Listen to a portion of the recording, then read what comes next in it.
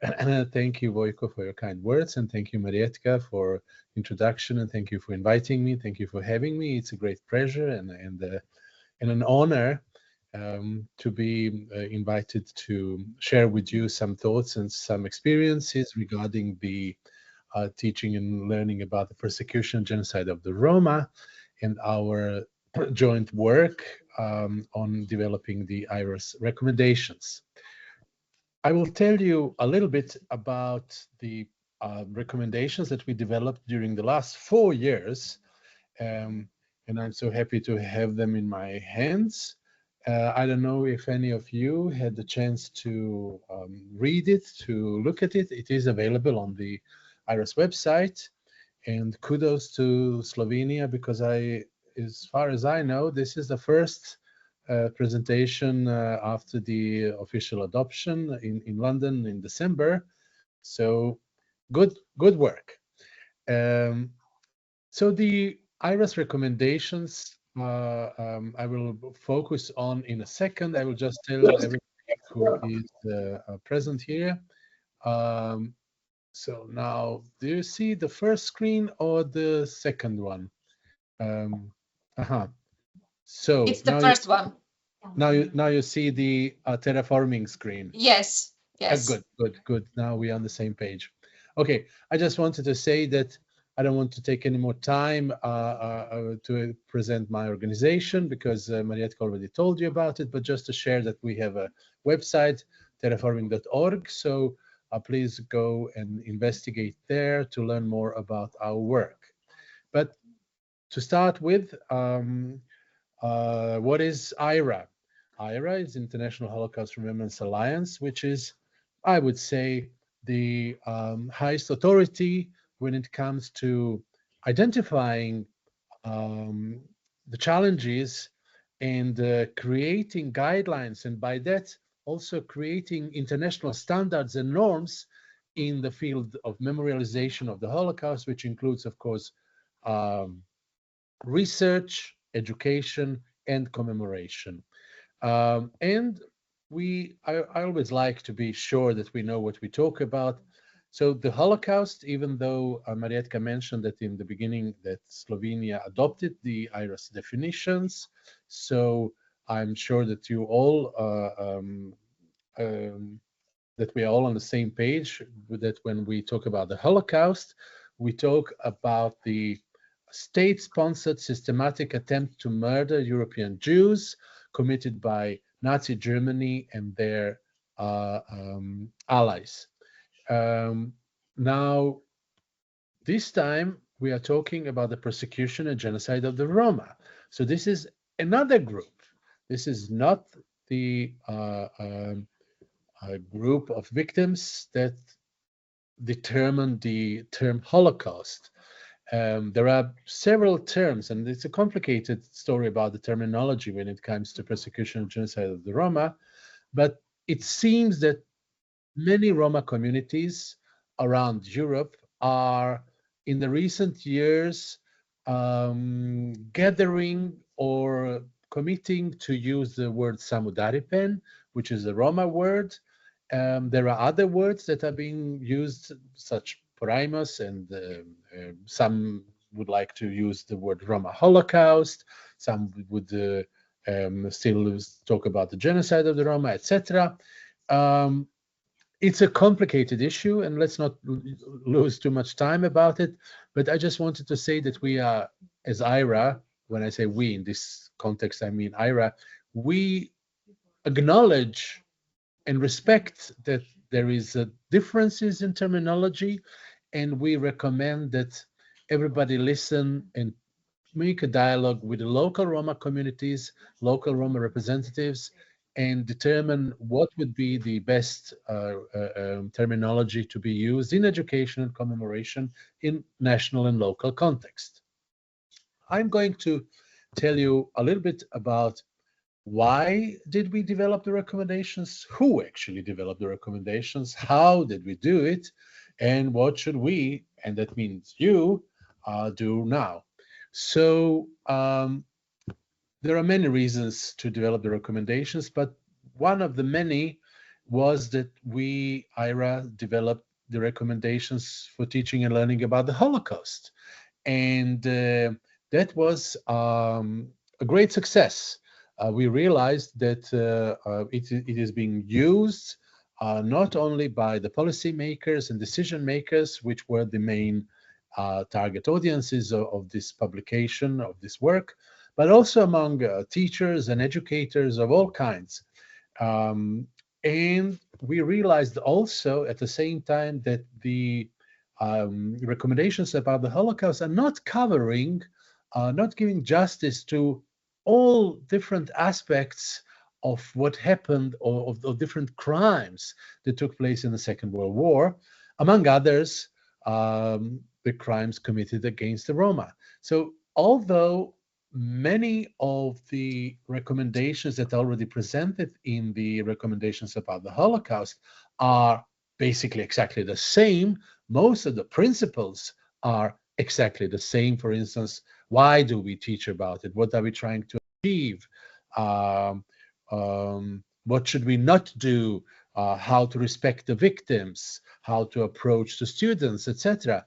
But then there are also so many specificities about the experiences of the Roma and also other groups that we realize that we need to have specific, particular recommendations to cover how to approach education about this particular group. Who developed it? Well, it was a joint work of many IHRA delegates. There was let's say, a group tasked by the Committee on the Genocide of the Roma, which consisted of about 15 delegates from as many countries, I would say.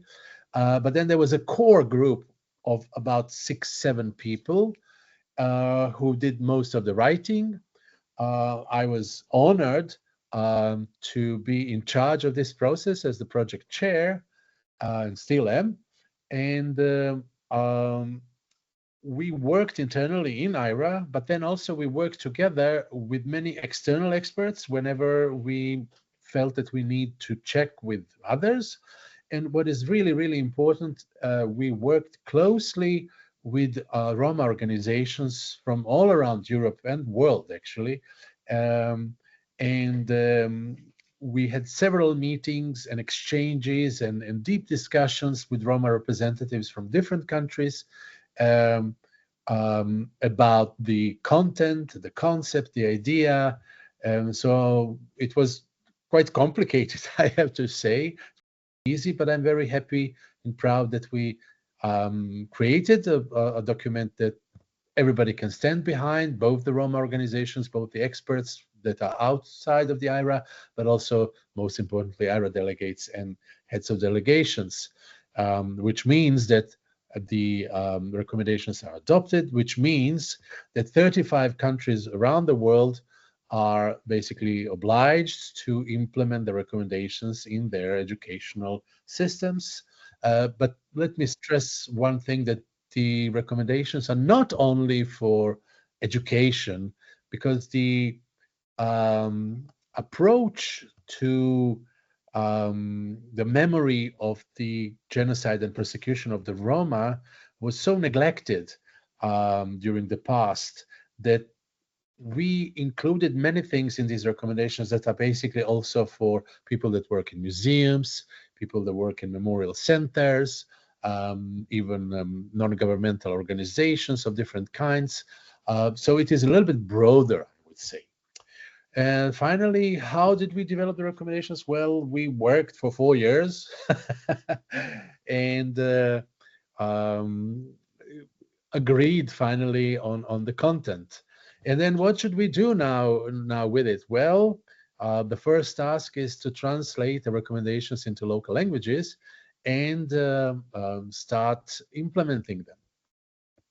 Now, to mention one of the main reasons, again, why we did this, it is because it is a promise, it is a pledge that we as IHRA member countries gave already in 2020 through IHRA Ministerial Declaration. In the preface of this document, there is a simple and a short text that I would say pretty much describe in the very well way why and what is the problem. So for many generations, Roma have lived in Europe, participated in the development and prosperity of civil societies, and contributed to European cultural, social, and economic life. And today, the Roma population constitutes the largest ethnic minority in Europe, with an estimated total of about 12 million people with diverse histories and identities. But Roma communities are also present on all other continents, which when you read the recommendations, you will see we have quotes from representatives of Roma communities from around the world, including, for instance, Canada, United States, Argentina, places that we in Europe are not thinking so much about when mentioning Roma population. So Roma have both a specific identity as an ethnic minority group and a national identity as citizens of their respective nations. However, still, Roma are the most discriminated against and disadvantaged group in Europe, facing hatred and human rights abuses, discrimination, persecution, violence, and economic and social deprivation.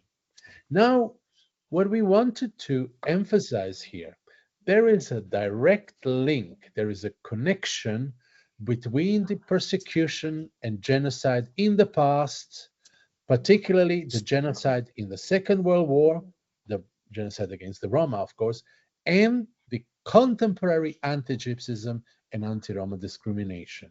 And this is going to be a leitmotif that we have throughout the recommendations.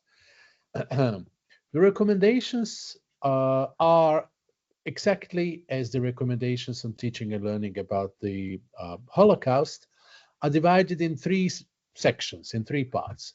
In the first, we are explaining why should you in your school, in your institution, in your museum or memorial center, why should you work on education about the persecution and genocide of the Roma? In the second part, we are talking about what to teach about the persecution and genocide of the Roma, even though I would say it sounded quite easy, but it wasn't. It was a challenging task to define those things. And then finally, the most challenging part was to answer how to teach about the persecution and genocide of the Roma. So why was this the most challenging part? Well, I mean, we are the educational experiences in pedagogy about the Holocaust tremendously developed in the last, let's say, 30 years. There's a huge difference between our understanding of what and how to teach in the beginning of 90s and now in the mid of 2020s. But there is so little experience, so little international experience that could be gathered about the teaching and learning about the genocide of the Roma. This topic has been so much neglected or worked with in, I would say, not enough serious way, that we don't have enough practices to even create, let's say, a list of best practices or to share some advices between countries on what worked for us, so maybe this could work for you, etc. It is really just at the beginning. So I would like to read you a couple of things that we're pointing out here in the section of how to teach about the persecution and genocide of the Roma. So for instance, we are mentioning that we should put the genocide of the Roma during the Nazi era within a wider history of discrimination and prejudice against Roma communities. So we cannot focus only on the Nazi era. We have to put it in the wider history of discrimination of this group. Then we are also saying that while we are learning about this, one of the main points is to help learners to recognize the warning signs of atrocities and genocide in their own surroundings or in our societies. Then there are certain characteristics of the experiences of Roma, and I will share them with you in a second, during the persecution and genocide. And it is very important to understand that there were these specific things related to this experience. Then we should explain why it is actually important and meaningful to focus on this history and on this group. It's a challenge. We will be in a situation that both students, but also teachers and people in our societies will react with prejudices and stereotypes and ask and question, why do we even teach about this? Then we should connect this teaching with our local microhistories, with remembrance activities, with maybe memorial days or events from history that are connected to the Roma communities. Then, and this is really, really important, we should strive to create a positive, inclusive learning environment. And inclusive learning environment, this is something that we are just opening as a topic. We're just stepping into this incredibly exciting field. By inclusive learning environment, in this particular sense, we mean environment that is inclusive also for Roma students, for Roma teachers, for those who have connections with Roma communities. Many times you will not even know that maybe you have teachers or students that are this way or the other connected to the Roma communities. But also there is an opportunity here to learn from them about their own narratives, about their own family experiences, not only from the past 80 years ago or 100 years ago, but from today. And this is a particularly exciting and interesting, and I would say a great opportunity to make this a topic more relevant for today, for the generations, for the society today. Of course, our focus is to develop critical thinking, but in critical thinking, we have to prioritize Roma perspectives and understand that Roma have their own points of views that doesn't necessarily need to be exactly the same as the majority population. And then finally, we are really keen to encourage to apply gender perspectives to the study of the persecution and genocide in general, of course, but you will find out how this is particularly interesting and important when it comes to history of the persecution of the Roma. Now, I would like to emphasize a couple of things that are now in our recommendations. There were many things related to terminology that we needed to solve. And one of the things that I'm really happy that we did solve and that I want to share with you, because I also know that this is a kind of a topic in Slovenia, that the terms anti-Roma racism or anti-Roma discrimination and anti-Gypsyism, which in Serbian and I guess in Slovenian as well is called anti-Tsiganism, are not the same. They are, and let me explain, they overlapping in certain senses, but they're representing two different things. So the term anti-Roma racism or anti-Roma discrimination describes hatred against Roma as an ethnic group. It's in the title, anti-Roma. So it is a hatred against Roma.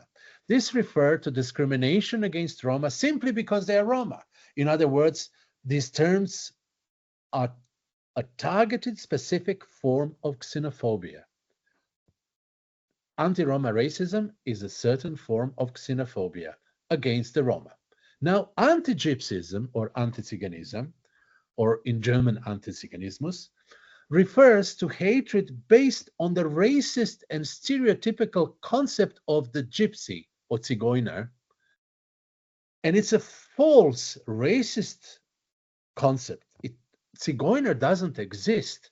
It's a racist concept that is based on characteristics associated with this racist term.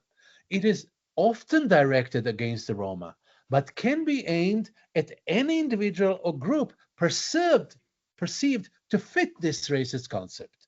So it means that people who are not Roma, but are perceived by the racists to be Zigeuner or Zigani, could be victims of anti-Gypsyism.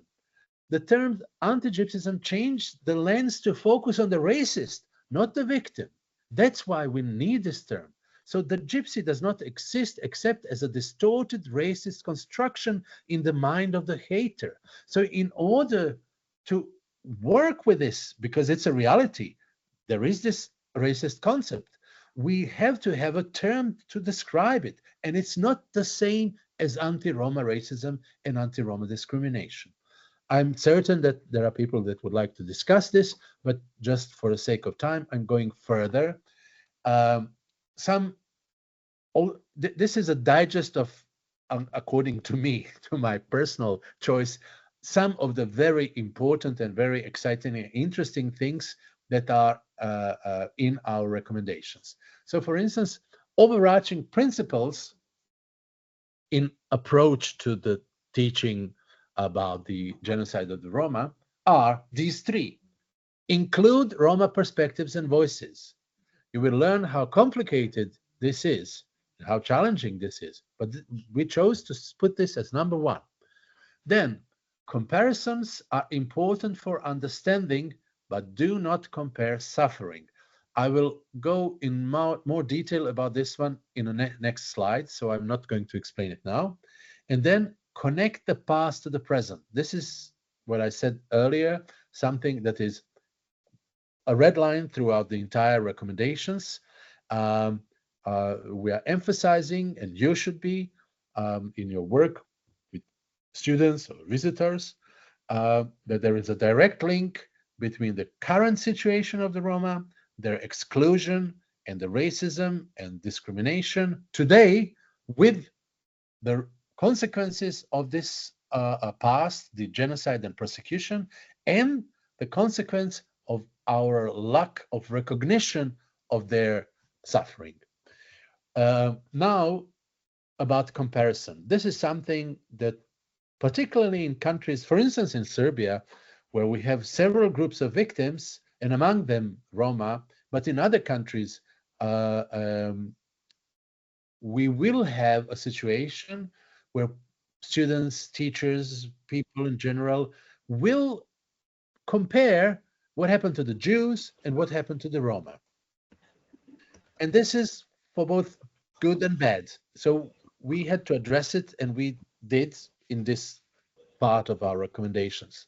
So we said that comparing perpetrators' ideologies, motives, actions, and processes, as well as societal responses to crimes against different groups, helps in understanding the similarities, differences, and characteristics of different crimes and victims' experiences. So, of course, it's a natural process of human thinking, process of thinking and understanding. You compare with things that you already know, the known, in order to place new knowledge and new things in your understanding. But when striving to shed light on aspects of mass atrocities that intersect or run parallel to one another, and you see atrocities that intersect or run parallel to one another, there are many such during the Second World War, educators should communicate respectfully,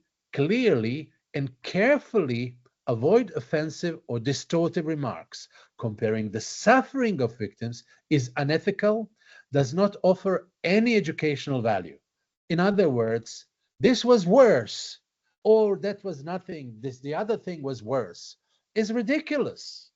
I mean, unfortunately, here in Serbia, we have challenges within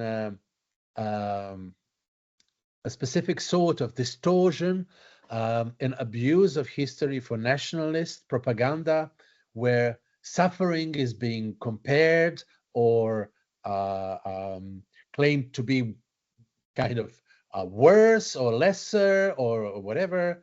But of course, as I said, it does have zero educational value and has nothing to do with any ethical approach to teaching about such a complex history such as this one. So there is no hierarchy of suffering among victims. And the only hierarchy in terms of, and this is the hierarchy, forget that I said it, the differences between the victims were made by the perpetrators. So we should not fall in a trap of reflecting the skewed racist views and values of perpetrators that may be prioritized to kill a certain group first and then the other group second, because we should value human lives.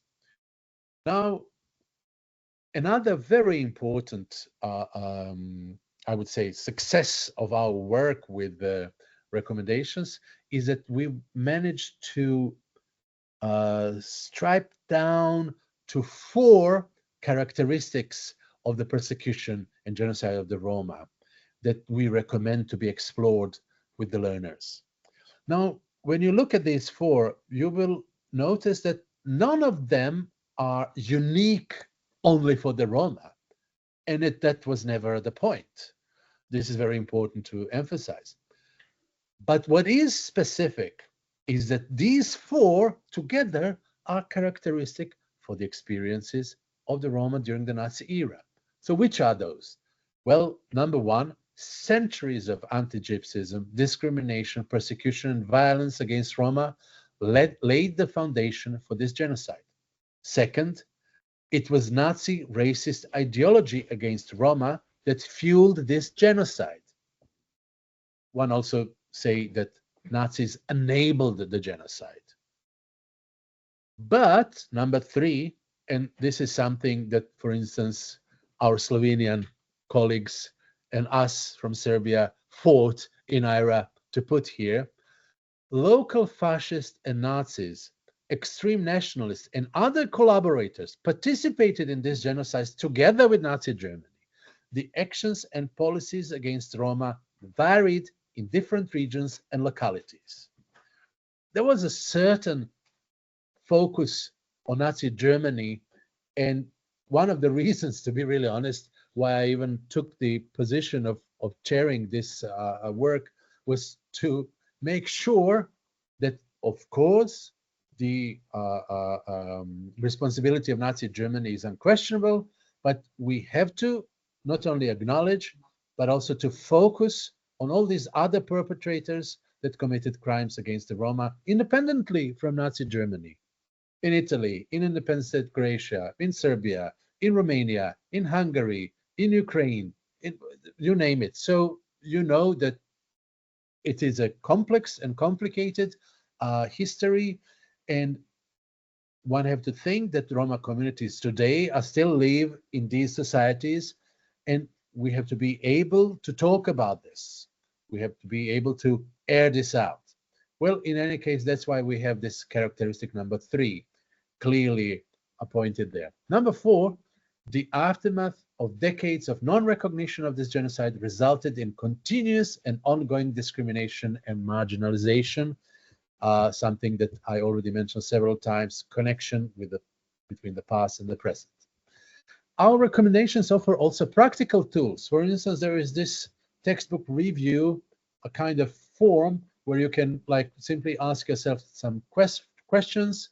It's a kind of checklist to check if your textbook, but also, let's say, your presentation or your exhibition fulfill the, let's say, norms and standards that we are proposing through the recommendations.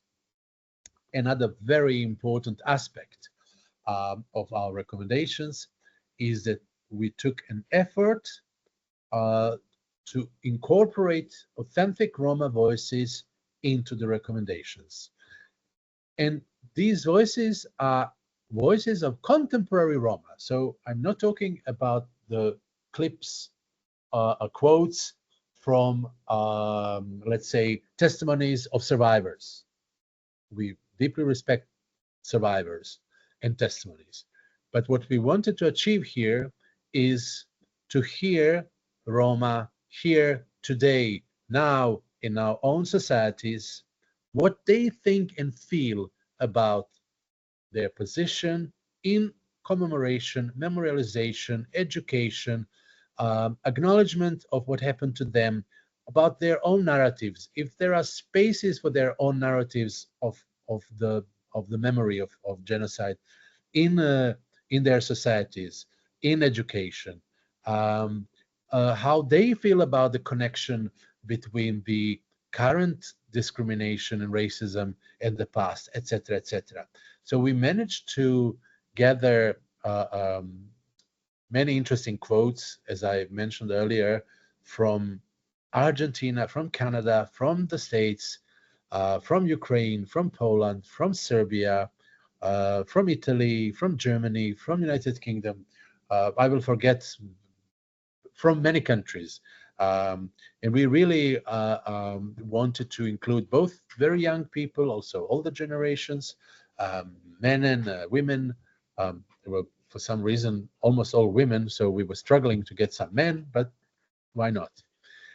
In any case, I think and I believe that this is a very good and very important resource that will help both decision makers but also teachers to understand the position of Roma communities, not only your local Roma community, but also communities of Roma worldwide, but also give you an inspiration how to work more inclusively, how to seek maybe your local Roma voices when working with students and others. And something that I would recommend you to think about when you put hands on these recommendations. Think about intersection between the recommendations for teaching and learning about the Holocaust and the recommendations about the genocide of the Roma, because they could enrich our understanding of both histories. Each provides critical context for the other. And to explain it a little slightly further, for a long time, we used the Holocaust as a reference for all kinds of atrocities and genocides. But if we put the genocide of the Roma and the Holocaust next to each other, we will be able to understand the Holocaust better, because we will see those specificities of the experience of the Roma that are particular and slightly different on some levels, and those that are similar or overlapping. So it's an opportunity. Again, we should not put these topics to compete against each other, but to complement each other. So these two, advices, complementing, not competing, and seeking intersection between the two recommendations, is something that I hope that you will think about. Also, I already mentioned inclusive education. We should seek how to support teachers to include Roma voices in education and commemoration, and actively engage Roma communities beyond historical accounts. So not only about what happened 100 years ago or 8 years ago or during the Second World War, but ensuring the sensitivity, respect, and necessary support of the Roma today. And then finally, sources and resources for teaching and learning about this topic are problematic. There is not enough quality resources, and we need to help each other. And I kindly ask you to help IHRA, to help your ministries of education and others that are dealing with this, but also your colleagues around the world. If you identify good quality resources, because we need to collect them, and we need to fill gaps, and you can contribute to this by identifying objects, photographs, documents, authentic spaces, personal stories that are bringing deeper understanding of events and provide opportunities for critical thinking and evidence-based learning. And then finally, I would like you to identify challenges to implementing these recommendations in your national context and hopefully propose solutions, because we also need your help to see how this is going to work in practice, but also to find the solutions and share best practices among IHRA member countries. Now, I will just briefly give you some examples. So, for instance, in Serbia, in Belgrade, there is a place called Topovske Šupe. I marked it with a yellow ring on this photograph. It's in a very bad shape. It's a former concentration camp run by Germans during the German occupation of Belgrade. And in these two houses that looks like this were imprisoned about 5,000 Jews and 1,500 Roma, men, all men, and they were all shot as a reprisal during the early autumn of 1941 in German attempt to suppress the uprising in Serbia, the partisan movement. Now, we often bring the groups here to talk about this history, but this is also an opportunity to talk about our relationship to this history.